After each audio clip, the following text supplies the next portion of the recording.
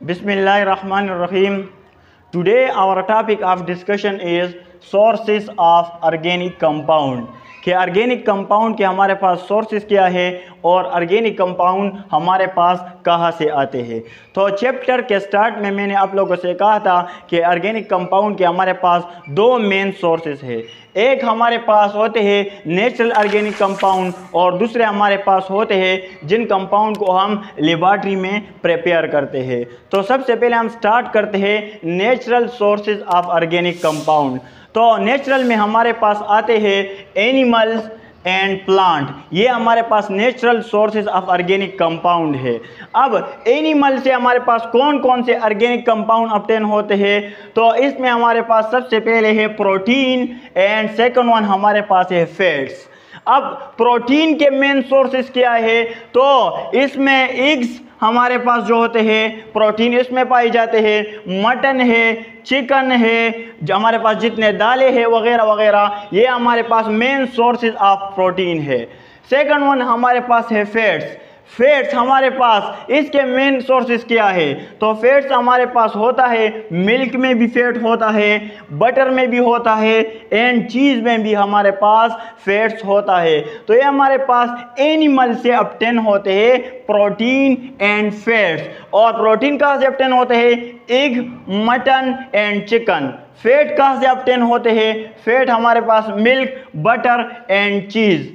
अगर हम आते हैं प्लांट्स की तरफ, तो प्लांट के हमारे पास एक वो प्लांट होते हैं जो हमारे पास जिंदा होते हैं और एक वो प्लांट जो हमारे पास जिनको हम कहते हैं डेड प्लांट।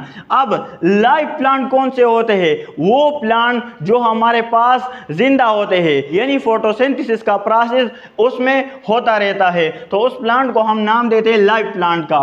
डेड प्लांट कौन से होते हैं, वो प्लांट जो हमारे पास कट जाते हैं, जिनकी शाखें हमारे पास कट जाती है, यानी कटे हुए प्लांट को हम डेड प्लांट कहते हैं। अब प्लांट के हमारे पास दो टाइप्स होते हैं, एक वो प्लांट जो जिंदा होते हैं और एक वो प्लांट जो हमारे पास डेड प्लांट होते हैं। लाइव प्लांट हमारे पास जो ऑर्गेनिक कंपाउंड ऑब्टेन होते हैं उनमें हमारे पास सबसे पहले प्रोटीन है, दूसरा हमारे पास ऑयल्स है, कार्बोहाइड्रेट है और विटामिन्स है। अब प्रोटीन हमारे पास प्लांट में कहाँ पर मौजूद होते हैं, प्रोटीन हमारे पास पल्सेस में होते हैं, सीड में होते हैं, बीन में होते हैं वगैरह वगैरह, वहाँ से हम प्रोटीन को ऑब्टेन करते हैं और ये हमारे पास ऑर्गेनिक कंपाउंड है। नेक्स्ट हमारे पास है ऑयल्स। ऑयल्स कहाँ पर होते हैं, तो सोयाबीन ऑयल जो हमारे पास होते हैं, सनफ्लावर ऑयल या हमारे पास palm oil, peanut oil, coconut oil, ये हमारे पास सारे लिव प्लांट में होते हैं जो हमारे पास जिंदा होते हैं। इसके अलावा कार्बोहाइड्रेट है हमारे पास। कार्बोहाइड्रेट कहाँ से ऑब्टेन होते हैं, तो कार्बोहाइड्रेट ये हमारे पास पोटैटोस में होते हैं, टोमेटोस में होते हैं, राइस, व्हीट, मेज वगैरह वगैरह में कार्बोहाइड्रेट हमारे पास पाए जाते हैं। फोर्थ वन हमारे पास है विटामिन्स। विटामिन्स कहाँ पे होते हैं, विटामिन्स हमारे पास एप्पल, ऑरेंज, बनाना, इससे हमारे पास विटामिन हासिल होते हैं और ये हम खाते हैं। एप्पल भी हम खाते हैं, ऑरेंज भी हम खाते हैं एंड बनाना भी हम खाते हैं। इसी तरह हमारे पास ये साइकिल चलता रहता है। नेक्स्ट हमारे पास डेड प्लांट। डेड प्लांट कौन से होते हैं, जो हमारे पास कट जाते हैं, ख़त्म हो जाते हैं, उन प्लांट को हम डेड प्लांट कहते होते हैं। इनसे हमारे पास कौन से ऑर्गेनिक कंपाउंड हासिल होते हैं, तो इससे हमारे पास कोल भी ऑब्टेन होता है, इससे हमारे पास नेचुरल गैस भी ऑब्टेन होता है, इससे हमारे पास और क्या पेट्रोलियम भी ऑब्टेन होता है। तो सबसे पहले हम डिस्कस करते हैं कोल को, कि कोल हमारे पास क्या चीज़ है, कोल की हमारे पास अपीयरेंस कैसी है, कोल हमारे पास कैसे बनता होता है, कोल के हमारे पास टाइप्स कितने हैं, और लास्ट में हम डिस्ट्रक्टिव डिस्टिलेशन ऑफ कोल को स्टडी करेंगे। तो सबसे पहले हमारे पास पॉइंट है कि कोल हमारे पास क्या चीज़ होता है। तो कोल को हम सबसे पहले डिस्कस करते हैं कि कोल हमारे पास क्या होता है। इसके बाद हम अपीयरेंस ऑफ कोल को डिस्कस करते हैं। सबसे पहले हम कोल यहाँ पर हम हेडिंग देते हैं कोल। कोल क्या चीज़ होता है, तो सबसे पहले हम डिफाइन करेंगे कोल को। कोल हमारे पास कम्प्लेक्स मिक्सचर होता है, कम्प्लेक्स मिक्सचर ये हमारे पास होता है। लेकिन कम्प्लेक्स मिक्सचर ये हमारे पास किस चीज़ का होता है, कोल हमारे पास कम्प्लेक्स मिक्सचर होता है कार्बन का, हाइड्रोजन का, ऑक्सीजन का, और मैं ये नहीं कहता कि इन एटम का एक कम्प्लेक्स मिक्सचर होता है, ये कार्बन, हाइड्रोजन एंड ऑक्सीजन के कंपाउंड का कम्प्लेक्स मिक्सचर होता है, और साथ में हमारे पास स्मॉल अमाउंट ऑफ नाइट्रोजन और सल्फर भी होते हैं, इनके कंपाउंड का ये हमारे पास कम्प्लेक्स मिक्सचर होता है कोल। अब हम आते हैं कि कोल की हमारे पास अपीयरेंस कैसी होती है, यानी कोल हमारे पास कैसे नज़र आता होता है। तो कोल हमारे पास एक ब्लैकिश कलर का ऑर्गेनिक कंपाउंड होता है। कोल हमारे पास एक ब्लैकिश कलर का ऑर्गेनिक कंपाउंड होता है, ये हमारे पास ब्लैक सा नज़र आता है। अब हम फॉर्मेशन की बात करते हैं कि कोल की फॉर्मेशन हमारे पास कैसे होती है। फॉर्मेशन ऑफ कोल, कि फॉर्मेशन ऑफ कोल हमारे पास कैसे होती है।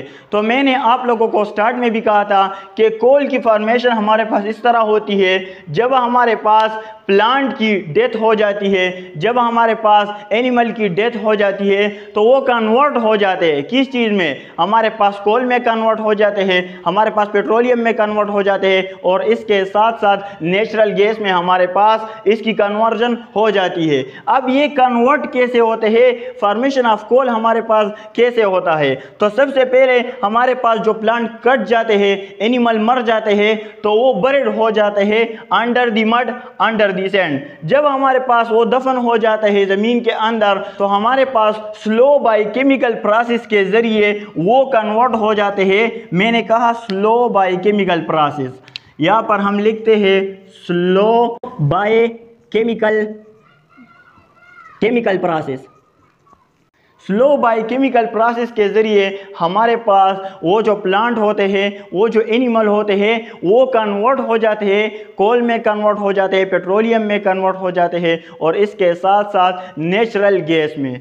अब स्लो बाय केमिकल प्रोसेस का मतलब क्या होता है, यानी वो प्रोसेस जो लिविंग ऑर्गेनिज्म परफॉर्म करता है, उस प्रोसेस को हम नाम देते हैं slow by chemical process. Slow by chemical process, slow by chemical process के ज़रिए हमारे पास वो प्लांट, वो एनिमल, वो क्या हो जाते हैं, वो कन्वर्ट हो जाते हैं कोल में। तो हमारे पास इस तरह कोल की क्या हो जाती है, हमारे पास कोल की हमारे पास फॉर्मेशन हो जाती है। तो ये हमारे पास फॉर्मेशन है, फॉर्मेशन ऑफ कोल, कि कोल हमारे पास कैसे बनता है। सबसे पहले हमारे पास एनिमल मर जाते हैं या प्लांट जो हमारे पास कट जाते हैं, तो वो बैक्टीरियल डिकम्पोजिशन के ज़रिए उनकी कन्वर्जन हो जाती है। उनकी कन्वर्जन हो जाती है किस चीज़ में, कोल में, पेट्रोल में, और हमारे पास नेचुरल गैस में। और वो कन्वर्जन कौन करता है, वो कन्वर्जन हमारे पास बैक्टीरिया करता है। तो इस प्रोसेस को हम नाम देते हैं स्लो बाय केमिकल प्रोसेस। अब हम आते हैं टाइप्स ऑफ कोल की तरफ, कि हमारे पास कोल के कितने टाइप है। तो on the basis of carbon percentage हमारे पास कोल के 4 टाइप्स होते हैं। फर्स्ट वन हमारे पास है टाइप्स ऑफ कोल। यहाँ पर हम डिस्कस करते हैं टाइप्स ऑफ कोल को। तो कोल के हमारे पास 4 टाइप्स होते हैं। एक हमारे पास है पीट, फर्स्ट वन हमारे पास है पीट। सेकंड वन हमारे पास क्या है, सेकंड वन हमारे पास है लिग्नाइट। सेकंड वन हमारे पास है लिग्नाइट। थर्ड वन हमारे पास है क्या है, बिटुमिनस। एंड फोर्थ वन हमारे पास है, लास्ट में जो हमारे पास मौजूद है वो है एंथ्रासाइट। एंथ्रासाइट ये हमारे पास कोल के टाइप है on the basis of carbon percentage. अब पीट में जो कार्बन परसेंटेज होती है वो 60% होती है। लिग्नाइट में कार्बन की परसेंटेज 70% होती है। बिटुमिनस में कार्बन की परसेंटेज 80% होती है, और एंथ्रासाइट में कार्बन की परसेंटेज 90% हमारे पास होती है। अब पीट को हम कहाँ पर यूज़ करते हैं, लिग्नाइट को हम कहाँ पर यूज़ करते हैं, बिटुमिनस को हम कहाँ पर यूज़ करते हैं, और एंथ्रासाइट को हम, इसकी यूज़ हमारे पास कहाँ पर होती है। तो पीट को हम यूज़ करते हैं भट्टों में, जो जहाँ हमारे पास ईंटें वगैरह पकती है, इसको हम भट्टों में यूज़ करते हैं। आपने अक्सर देखा होगा कि जहाँ पर हमारे पास ईंटें वगैरह पकती है तो वहाँ पर पीट का यूज़ किया जाता है। वहाँ पर किस चीज़ का यूज़ किया जाता है? पीट का। लिग्नाइट का यूज़ हमारे पास कहाँ पर होता है? तो लिग्नाइट का जो यूज़ है वो हमारे पास थर्मल पावर स्टेशन में होता है। थर्मल पावर स्टेशन का क्या मतलब है? जहाँ पर हमारे पास बिजली वगैरह बनती है वहाँ पर लिग्नाइट का हम यूज़ करते होते हैं। थर्ड वन हमारे पास है बिटुमिनस। इसका यूज़ कहाँ पर होता है? तो हाउस होल्ड में हमारे पास जितने भी चूल्हे वगैरह जलते हैं वहाँ पर बिटुमिनस का हमारे पास यूज़ किया जाता है। अच्छा, ये पीट जो है ये हमारे पास लो किस्म की क्वालिटी है ऑफ कोल। ये हमारे पास सॉफ्ट कोयल होते हैं और ये भी हमारे पास लो क्वालिटी ऑफ कोयल है। इसके बाद बिटुमिनस ये एक अच्छी किस्म की क्वालिटी है कोल की। और लास्ट में एंथ्रासाइट जो है ये हमारे पास हाई क्वालिटी, यानी जो हमारे पास सबसे ज़्यादा बेहतर क्वालिटी ऑफ कोल है वो एंथ्रासाइट है। एंथ्रासाइट को हम यूज़ करते हैं इंडस्ट्री वगैरह में। तो ये हमारे पास 4 टाइप्स ऑफ कोल है। अब हम बात करते हैं जो हमारे पास नेक्स्ट पॉइंट है कि कोल की हमारे पास जब डिस्ट्रक्टिव डिस्टिलेशन हो जाती है तो हमारे पास कौन कौन से कंपाउंड बनते होते हैं। अच्छा, डिस्ट्रक्टिव डिस्टिलेशन हमारे पास क्या होता है? हम बात करते हैं डिस्ट्रक्टिव डिस्टिलेशन की। तो डिस्ट्रक्टिव डिस्टिलेशन ऑफ कोल ये हमारे पास क्या होता है? डिस्ट्रक्टिव डिस्टिलेशन ऑफ कोल।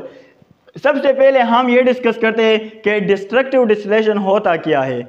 जब हम कोल को हीट करते हैं, स्ट्रांगली हम कोल को हीट करते हैं in the absence of air. In the absence of air जब हम कोल को स्ट्रांगली हीट करते हैं तो इसकी हमारे पास डिस्ट्रक्शन हो जाती है, यानी कोल हमारे पास टूट जाते हैं मुख्तलिफ किस्म के ऑर्गेनिक कंपाउंड में। तो इसको हम कहते हैं डिस्ट्रक्टिव डिस्टिलेशन ऑफ कोल। तो डिस्ट्रक्टिव डिस्टिलेशन ऑफ कोल जब हम ये परफॉर्म कर लेते हैं तो कोल से हमारे पास 4 किस्म के मेन ऑर्गेनिक कंपाउंड बन जाता है। एक हमारे पास है कोल गैस। सेकंड हमारे पास है कोल तार, या हम अमोनिकल लिकर यहाँ पर लिख देते हैं, अमोनिकल लिकर। थर्ड वन हमारे पास है कोल तार। एंड लास्ट हमारे पास है कोक।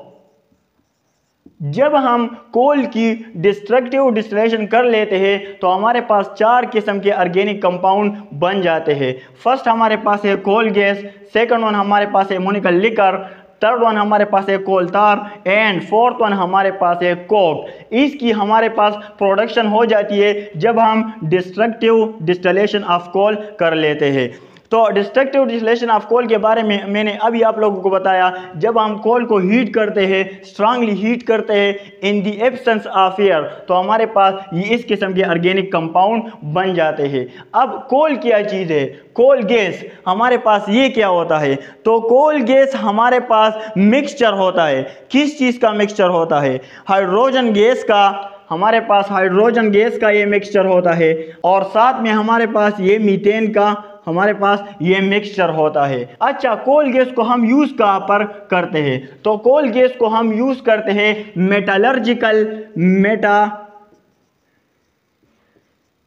मेटालर्जिकल प्रोसेस में हम कोल गैस को यूज़ करते होते हैं। किस पर्पस के लिए हम मेटालर्जिकल प्रोसेस में कोल गैस को यूज़ करते हैं? टू रिड्यूस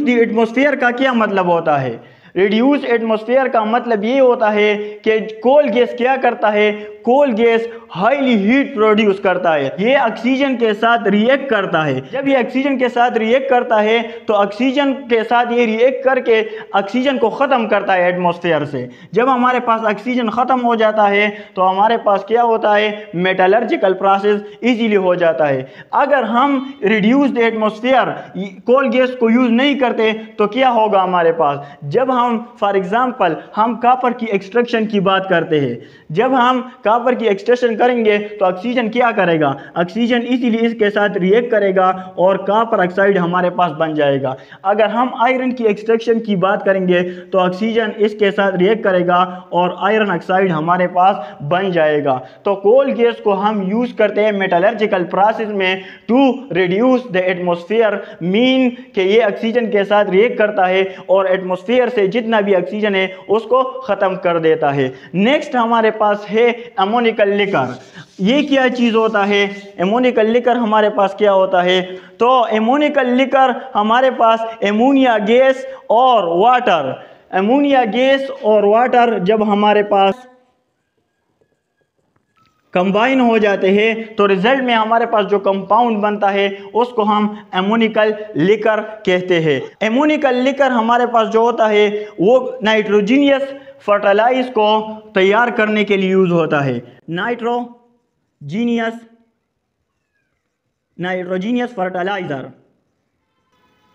फर्टिलाइज़र को तैयार करने के लिए हमारे पास एमोनिकल लिकर का यूज़ किया जाता है। नाइट्रोजीनियस फर्टिलाइज कौन से होते हैं? जिनमें हमारे पास नाइट्रोजन मौजूद होता है, उन कंपाउंड को हम नाम देते हैं नाइट्रोजीनियस फर्टिलाइज का। नेक्स्ट हमारे पास है कोल तार। ये हमारे पास थिक ब्लैक कलर का हमारे पास लिक्विड होता है, थिक ब्लैक कलर का हमारे पास ये लिक्विड होता है और ये मोर देन 200 कंपाउंड से हमारे पास बना होता है। जब हम कोल तार की फ्रैक्शनल डिस्टिलेशन करेंगे, फ्रैक्शनल डिस्टिलेशन, अब फ्रैक्शनल डिस्टिलेशन और डिस्ट्रक्टिव डिस्टिलेशन का क्या मतलब है?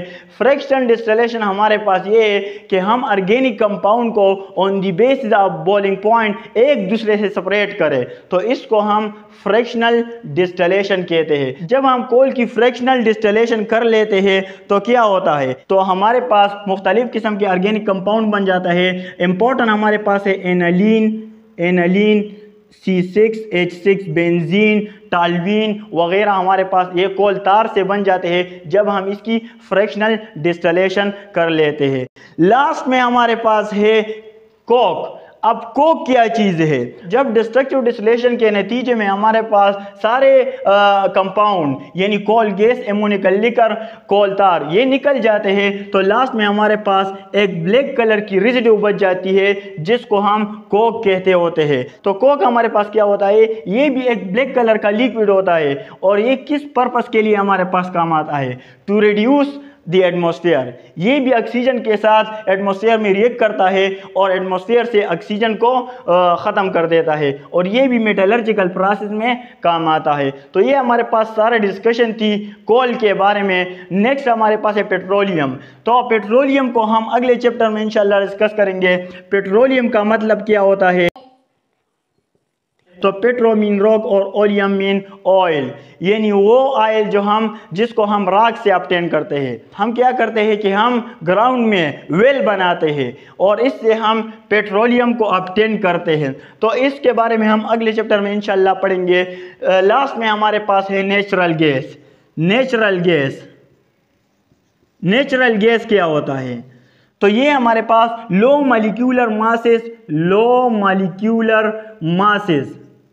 मासेस ऑफ हाइड्रोकार्बन हमारे पास होता है। इसमें हमारे पास है मीथेन, ईथेन, प्रोपेन वगैरह वगैरह। ये हमारे पास नेचुरल गैस है। अब नेचुरल गैस का हमारे पास ओरिजिन कहाँ से होता है? ये हमारे पास इसकी ओरिजिनेशन कहाँ है? तो जो हमारे पास ओरिजिनेशन है कोल की, जो हमारे पास ओरिजिनेशन है पेट्रोलियम की, तो नेचुरल गैस की भी हमारे पास सेम ओरिजिन है। तो ये हमारे पास डिस्कशन थी नेचुरल ऑर्गेनिक कंपाउंड के बारे में। अब लेबॉर्ट्री सिंथेसिस, इसके बारे में हम ऑलरेडी पढ़ चुके हैं कि लेबॉर्ट्री में हमारे पास फर्स्ट कंपाउंड किसने बनाया था। तो फर्स्ट कंपाउंड फ्रेडरिक हूलर अपना एक रिएक्शन परफॉर्म कर रहा था लेबॉर्ट्री में और उसने लेबॉर्ट्री में एक इनऑर्गेनिक कंपाउंड लिया जो हमारे पास था अमोनियम साइनेट, NH4 CNO हमारे पास एक इनऑर्गेनिक कंपाउंड था, वो अपना एक रिएक्शन परफॉर्म कर रहा था जिसके नतीजे में हमारे पास एक कंपाउंड बना जिसको हम यूरिया कहते हैं। अब इस प्रोडक्शन से इनऑर्गेनिक कंपाउंड से ऑर्गेनिक कंपाउंड का बनना, इसकी वजह से वाइटल फोर्स थ्योरी भी हमारे पास रिजेक्ट हो गई कि इनऑर्गेनिक कंपाउंड से हमारे पास ऑर्गेनिक कंपाउंड बन गया। अब इसके बाद हमारे पास ऐसे हज़ारों कंपाउंड है, हज़ारों की तादाद में, जो हमारे पास ऑर्गेनिक कंपाउंड है और वो भी हमारे पास लेबॉर्ट्री में बने हैं। इसके अलावा कोल्ब ने भी एक एक्सपेरिमेंट में एसिटिक एसिड को बनाया था, ये भी हमारे पास एक ऑर्गेनिक कंपाउंड है और ये भी हमारे पास लेबॉर्ट्री में बना है। तो इसके बारे में हम डिटेल के साथ डिस्कस कर चुके हैं प्रीवियस लेक्चर में। तो ये हमारे पास डिस्कशन थी सोर्सेस ऑफ ऑर्गेनिक कंपाउंड के बारे में। Okay, thanks.